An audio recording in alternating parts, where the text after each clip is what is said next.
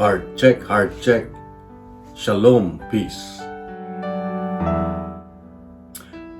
Are you asking God to change your life while still holding on to your old ways?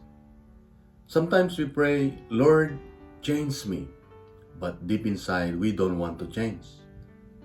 In today's gospel, people ask Jesus why his disciples didn't fast like others. Jesus answered by saying, "No one pours new wine into old wineskins." And Jesus was not just talking about fasting. He was talking about our hearts. God wants to do something new in our lives. But if we keep holding on to old habits, old hurts, or old ways of thinking, we may miss the new life He wants to give us. So maybe you've been praying for peace, but you're still holding on to resentment. Maybe you're praying for a better future, but you're afraid to leave your comfort zone. And here's today's invitation. Don't ask God only to change your circumstances. Ask Him to change your heart. And when your heart becomes open, God can do something new in your life. And so let's remember this. God cannot fill closed hands with new blessings.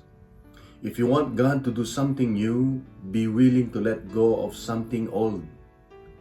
That's where transformation begins. And so let us pray. Lord Jesus, give me the courage to let go of what is keeping me from you. May my heart open to your plans, ready for your blessings, and willing to become the person you created me to be. Amen. In the name of the Father, and of the Son, and of the Holy Spirit. Amen. So the question is, what is one old habit, fear, or hurt you need to surrender to God today? Your answer? Write down in the comment section. If daily gospel reflections help your prayer life, follow, subscribe, and share so we can reflect together every day.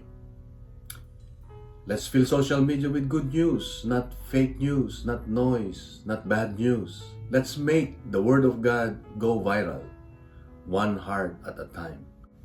God bless you, and remember, God is always good. He is good.